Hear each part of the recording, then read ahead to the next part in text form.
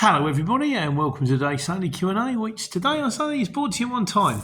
Wasn't going to do it, I was going to do the garden. And I thought, you know what, I'll do the garden tomorrow, do Q&A today. So, this week mainly on the Amazon thing, but we'll come to that later. Before this, question of the week. I said before, I'm open for a few questions. We've done this week was on, do you need separate insurance for Amazon? I kind of thought, I'm kind of a bit disappointed, well, not disappointed is not the right word, but it's a shame that there was more people out there that was doing the Amazon that said, yeah, I've done it, could give us a bit more of an insight. Because to be honest with you, I'm groping around in the dark. I'm doing stuff which I hope will help people, but at the same time, I'm trying to do a video on something I don't know that much about.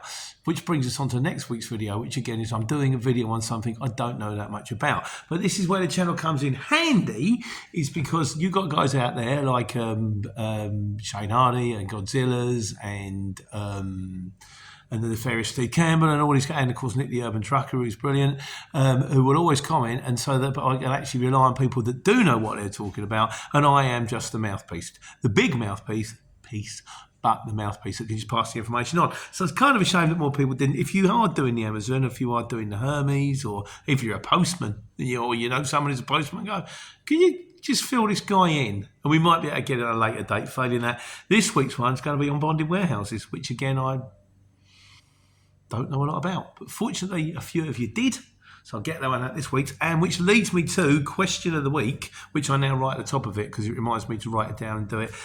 User OY7 Droid's name says, if you had a sleeper cab, for instance, this is to do with if you're about to run in and out of driver's house.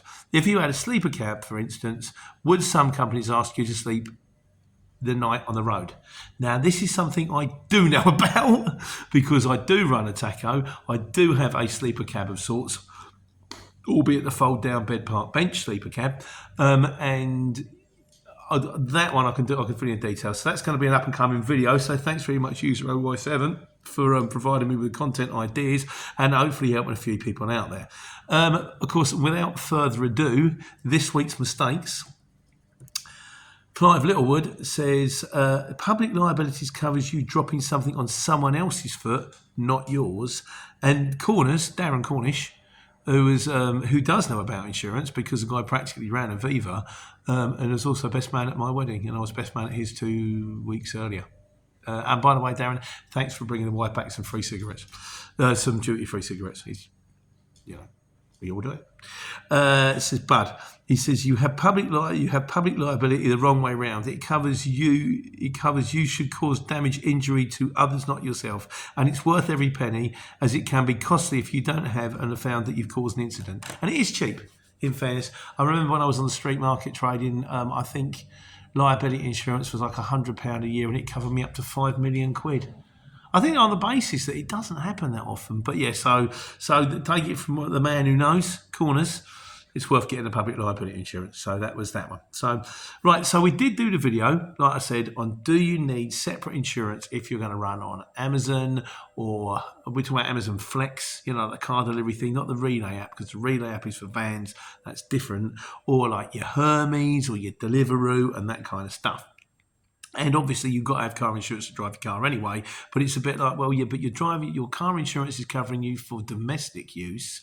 But if you're actually delivering parcels to people's houses, that's technically business use. So that means that you're not actually legally covered to drive around. And let's face it, it's not just like driving around to see your auntie or anything like that. Suddenly you're stopping, starting all the time, looking for an address. Bang! Oh, I've gone back into the car in front of me. Oh, I've just parked on a corner in a tricky place because there's nowhere to park. Got my hazards on. Come out and someone swiped the side of the motor because they couldn't get round. There's a lot more to it. So Shane Hardy says, what public liability 416 on this one. He says there are companies like Zego that offer insurance that will cover you for delivery work, and SD&P. They also offer top up as long as your usual insurance will allow it. So what they're saying is, we'll cover you for it as long as the people that you're with, Admiral, Direct Line, I don't know, whoever else insures you, AA or whatever, will allow it, but which a lot of them won't, because they just want to cover you for your private use. They say, well, I also want to deliver some parcels. Do you? Find another supplier then. And David Seal says, he says they cannot read or write. Well, anyway, we'll come back to it. Firstly, but obviously there is a way around it because people are out there doing it. And like I say, I don't know that much about it, but I'm assuming that a lot of you get covered via the app. So you've got your Evri app and you're doing thing, and you say when you sign up, and they go, yeah, for the insurance, and the same with Flex. I wish a few people out there, we could have covered this a little bit better, but unfortunately it didn't work that way. David Seal says, very, very, very harshly maybe, David, he says they cannot read or write, never mind pay insurance. Well, I'm assuming that they must be able to pay insurance, otherwise they can't really get the job in the first place. And to be honest with you, David, it's a fair point, but one of the best businessmen I know can't read or write.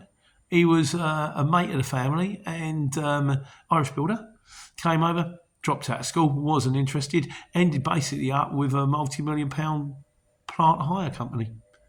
I don't know. I assume he can read or write now. He might have figured it out later on, but certainly back in the day he couldn't. He didn't understand letters, but he did understand money. And he did very, very well for himself. So fair play to him. All right, Phil, I'm sure he's not listening. But lovely geezer. Right, so that was this week's video. Like I say, a bit of a short one this week. We have had a few other comments on the wearing my star glasses. They're somewhere else. Don't worry about it. The hell on the highway thing. Because I'm sure that regular viewers to the channel realise that I'm now on the telly. Albeit, it's not, I mean, we're not talking Bradley Walsh territory here. It's not exactly sort of like, I'm not doing a chase. I happen to be one of the resident experts, playing it very fast and loose with the phrase expert there, on the Channel 5 show, Motorway, Hell on the Highway, which, if anyone is interested, is on at 8 o'clock on Friday.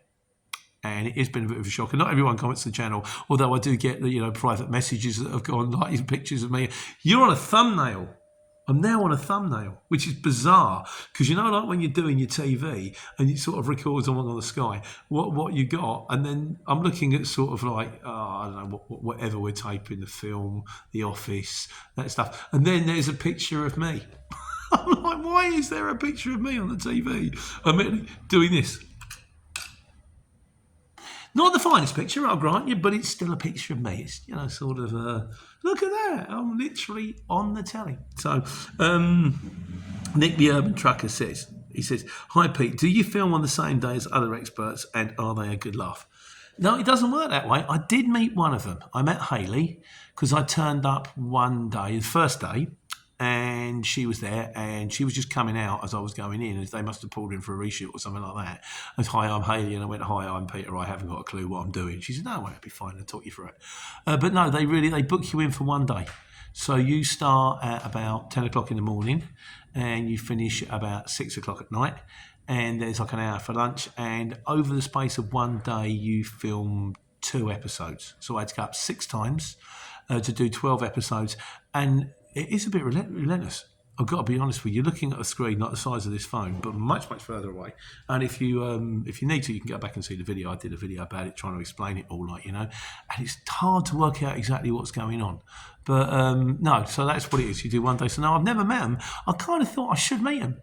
I don't know how you get in contact with these people. I mean, I thought of semi-did it on LinkedIn, and I thought, well, what I need to do is I need to watch the show, find out what their names are, and then go, hi, I'm Pete. We're kind of in a club here, but it just says like Barry, driving instructor, Hayley, truck driver, Leon, journalist. And I'm like, doesn't help me much. It really doesn't help me much, So, no, I've never met him. I wonder if I ever will. I'd like to, but, who knows? Who knows what might happen? And Jason Burke says, well. He says, there I was last night sitting down with a beer and started to watch Motorway, Hell on the Highway. Imagine my surprise when you suddenly appeared on my TV.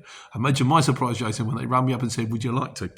He says, I now expect that you will leave YouTube behind and take up offers from Hollywood for voiceover work and appearances on Strictly Come Dancing, MasterChef, Celebrity Get Me Out of Here. My wife still has no idea who you are.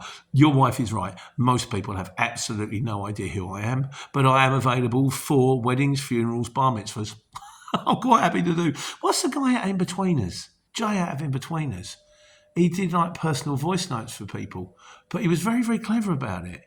And he said, rather than everybody else was charging hundreds and hundreds of pounds, he kind of went, I'll do it for 20 quid.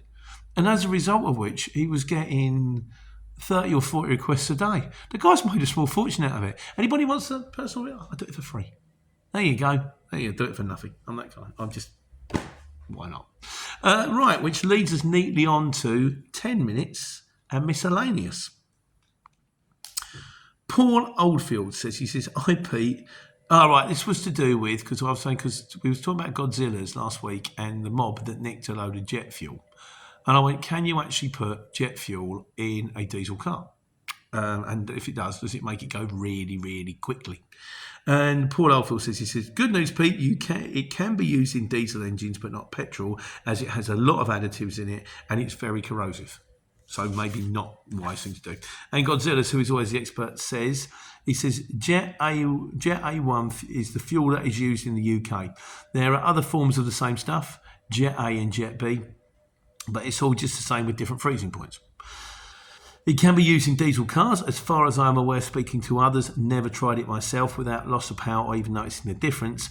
It also comes in at between 50p per litre, around 50p per litre to around £1 a litre, depending on where you are in the world and under what contract.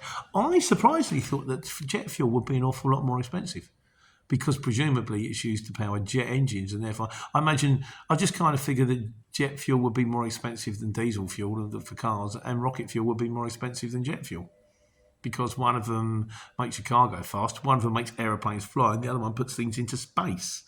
But who am I to know? He says,